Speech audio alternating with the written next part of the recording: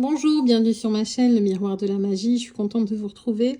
Là, c'est pour une partie de lecture du livre Réveiller le chaman qui est en vous, Arnaud Rioux. Et c'est donc au chapitre 14, se relier aux esprits de la nature. Je vais énumérer en fait les arbres ainsi que leur symbolique, leur attribut, leur pouvoir, leurs propriétés, etc. Voilà. Donc je commence avec l'aubépine. L'aubépine, on lui attribue des pouvoirs magiques. Elle protège de la foudre, écarte les serpents. Comme elle protège le lait, on en plante fréquemment près des fermes et des étables. Le bouleau, il est symbole de pureté. Les chamans de Sibérie montent à son sommet pour se rapprocher du ciel. C'est l'arbre de la sagesse. Les Celtes utilisaient ses branches pour soigner les démons en les fouettant. Méditer sous cet arbre permet de mieux accepter votre situation temporelle, de faire preuve d'humilité. Le bouleau adoucit les pensées et réconcilie les parties de vous qui vous semblent antagonistes. Vous pouvez ramasser un peu de son écorce, elle est porteuse de renouveau. Le buis. Il est souvent habité par l'esprit des forêts dans la tradition celtique. Les gnomes et les lutins aiment s'y abriter. Le buis est un arbre de protection des pratiques occultes. Le cèdre. Par sa taille et sa durée de vie, le cèdre porte la grandeur d'âme, la noblesse, la droiture. Son bois est imputrescible. C'est pourquoi autrefois on l'utilisait pour fabriquer des poutres. Il symbolise le caractère incorruptible. Les Égyptiens l'employaient dans l'embaumement pour renforcer l'âme des morts et leur donner du courage et de la droiture pour leur dernier voyage. Les chamans celtes l'associent au courage. Le charme. C'est un arbre que l'on rencontre facilement. Il dépasse rarement les 20 mètres de hauteur et il ne vit pas plus de 150 ans. Son bois, qui est très dur et résiste bien au mouvement, était utilisé pour réaliser les chars ou des berceaux, pour tailler des engrenages. C'est un arbre léger qui inspire la délicatesse. Le châtaignier. Protecteur de la porte de l'Ouest, il est gardien de l'automne. C'est un symbole de prévoyance, de transmission. Il correspond à la sagesse des hommes mûrs. Le chêne, il incarne la force, la puissance, la souveraineté. Sa présence rassure et réconforte. C'est le doyen de la forêt. Il établit le lien entre la terre et le ciel. Et vous éveille à la grandeur de votre humanité. Il vous invite à développer vos racines. Méditer sous un chêne en caressant lentement son écorce du bout des doigts stimulera en vous puissance et souveraineté. Le cormier, également appelé sorbier, il protège les hommes contre les puissances maléfiques. Les chamans l'utilisaient pour réaliser des talismans contre les éclairs et les sortilèges. Cet arbre a la réputation de protéger les animaux. Un cheval ensorcelé ne peut être rattrapé que par un fouet réalisé avec une branche de sorbier. Ses fruits font le bonheur des oiseaux. Le cyprès. Si on le trouve souvent à proximité des cimetières, c'est que cet arbre, qui est vers l'essentiel de l'année, est en relation avec le monde d'en haut et les mondes d'en bas. C'est par excellence l'arbre de vie. L'érable. C'est un arbre fort qui transmet le message des dieux à travers le chant de ses feuilles. Il est pour le chaman un arbre d'inspiration. Sa sève, que les Canadiens transforment en sirop, est utilisée comme potion pour apaiser les émotions fortes, adoucir les guerriers fatigués. On peut méditer au pied d'un érable pour retrouver la joie de vivre et la confiance. Le figuier. Il faut de la persévérance au figuier pour trouver de l'eau dans les pays chauds et abreuver ses fruits. C'est pourquoi cet arbre, au pied duquel serait né Vishnu, est apprécié par les chamans pour renforcer le courage, la détermination et l'opiniâtreté. Le fruit du figuier est recommandé pour apaiser la toux, les affections pulmonaires et toutes celles du sang dont la couleur rappelle le jeu de figue. Le frêne. Il est associé à la magie. C'est l'arbre de l'enchantement. Certains magiciens sculptaient leurs baguettes dans le bois du frêne. On utilisait aussi ses branches pour fabriquer des lances. Sa sève est bénéfique aux femmes enceintes et aux enfants convalescents. Le hêtre. Il symbolise la patience et la douceur. Pour les druides, le hêtre représente la connaissance écrite. Il favorise la prospérité et le succès en société. Il apporte l'inspiration aux auteurs. Méditer sous un hêtre permet de renforcer la confiance en soi en développant une meilleure image de soi. L'orme. Il est lié à la justice et à l'équité. Les seigneurs rendaient leur sentence à l'ombre de l'orme. Méditer sous cet arbre vous invite à la fois à retrouver en vous le sentiment de justice, à mieux comprendre les événements qui vous arrivent et à transformer les épreuves en voie d'amélioration. Sous l'orme, tout est juste. Vous pouvez vous y poser lorsque vous ne comprenez pas le sens d'un événement et que vous le vivez encore comme une injustice. Donc ça, c'est important, je vais relire. Vous pouvez vous y poser lorsque vous ne comprenez pas le sens d'un événement et que vous le vivez encore comme une injustice. Le noisetier. Il est le symbole de sagesse. Le bois de cet arbre, également appelé coudrier, est utilisé par les sourciers pour confectionner des baguettes. La légende veut qu'un noisetier ne soit jamais loin d'un puits car il est le protecteur des sources.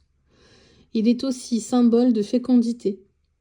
Dans la tradition bretonne, les jeunes mariés placent un panier sous un noisetier pour que leur union soit féconde. Méditer sous un noisetier vous permet de réaliser des prophéties et de favoriser les réconciliations. Le noyer, c'est l'arbre de l'intelligence. La forme de la noix reprend étrangement la forme du cerveau humain, avec ses deux hémisphères et ses circonvolutions. Arbre solitaire, il incarne la difficulté à s'entendre avec son voisinage. Les chamans n'aiment pas s'endormir au pied d'un noyer car leur esprit en serait affecté. L'olivier, il est symbole de paix. La colombe rapporte vers l'âge d'un... Pardon, je vais reprendre. Il est le symbole de paix. La colombe rapporte vers l'arche un rameau d'olivier pour signaler à Noé la fin du déluge. L'olivier est lié à Jupiter. Méditer sous un olivier vous aide à retrouver la paix intérieure, encourage la fin d'un conflit. Sous ses branches, apaisez votre cœur pour faire la paix en vous et autour de vous. Le peuplier, comme son nom l'indique, il est l'arbre du peuple, mais aussi celui des âmes errantes. Le peuplier vous ouvre à l'autre monde, et ainsi à la nostalgie et à la mélancolie. Méditer sous cet arbre vous aidera à laisser passer les aspects futiles de votre existence pour vous connecter à la profondeur de votre âme et à l'aspect karmique de vos rencontres. Le peuplier vous aidera à vous relier à vos vies passées ou à des constellations de votre famille douloureuses ou complexes.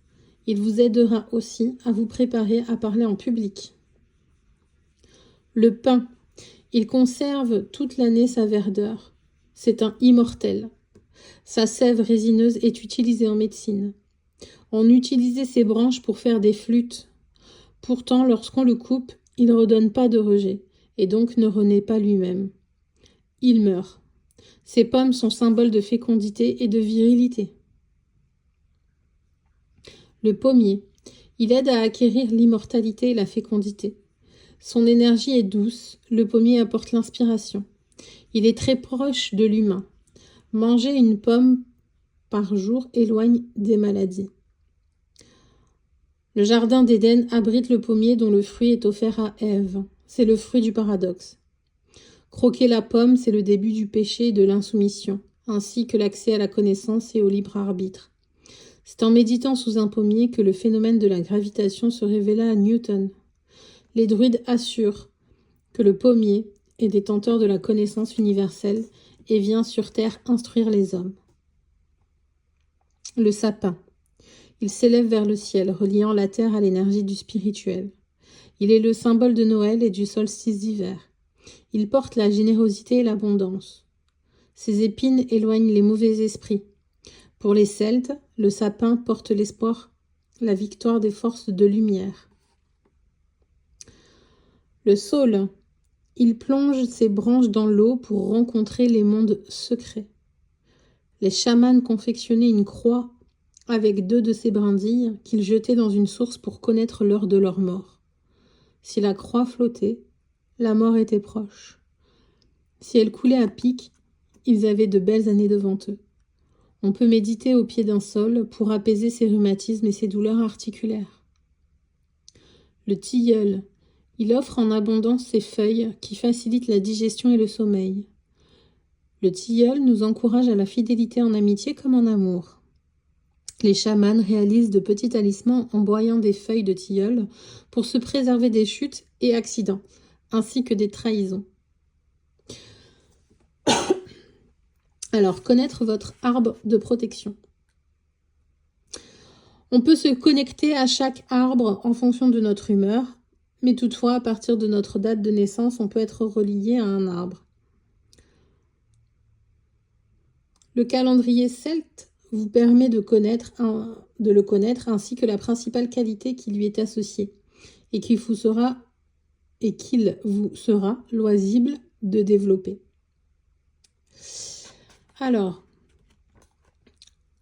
du 23 décembre au 1er janvier et du 25 juin au 4 juillet, c'est le pommier. Et donc, sa qualité principale, c'est l'amour.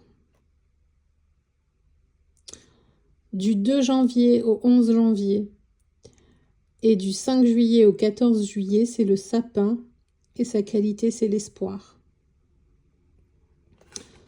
Du 12 janvier au 24 janvier et du 15 juillet au 25 juillet, c'est l'orme pour la générosité.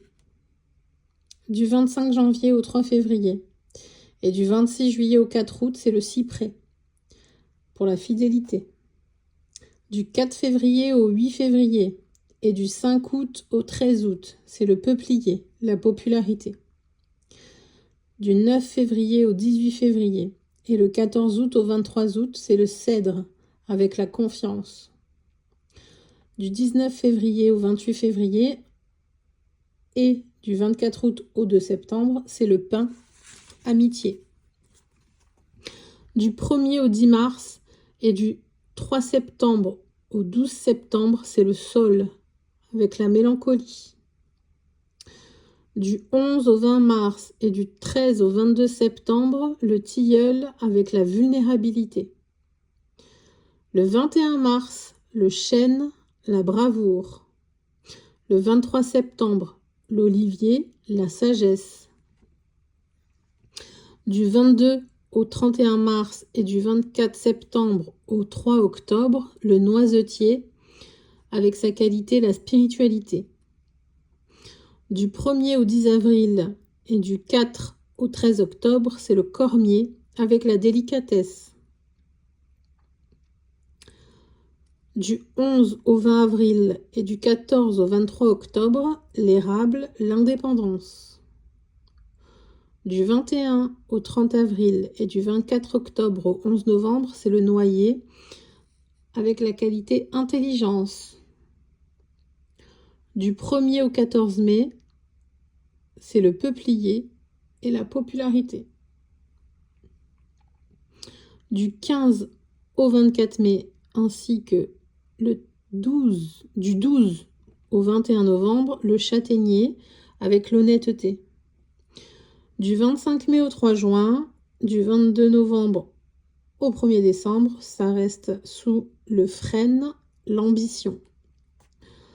Du 4 au 13 juin et du 2 au 11 décembre, c'est le charme avec la qualité du bon goût. Du 14 au 23 juin et du 12 décembre au 21 décembre, c'est le figuier, la sensibilité. Le bouleau, c'est le 24 juin, l'inspiration. Et l'être, le 22 décembre, avec l'authenticité. L'être, l'authenticité, c'est pas mal quand même. Voilà. Bah écoutez, merci de m'avoir écouté. Je trouve ça intéressant parce que déjà même moi j'aime bien revenir quand voyez, j'enregistre la vidéo et quand je me dis mince c'est tout, c'est quoi déjà le symbolique de cet arbre et tout, en fait je sais que je retourne sur ma vidéo, je l'ai dit. Voilà. Parce que la mémoire, j'intègre cette information, je sais qu'elle m'est accessible de nouveau en étant donc classée sur YouTube, c'est une plateforme, c'est cool. Voilà, en tout cas, bon courage à vous et réveillez le chaman qui est en vous en vous connectant avec votre arbre et votre arbre de protection du coup. Pour le coup, le mien, c'est le figuier. Allez, à toutes, bisous!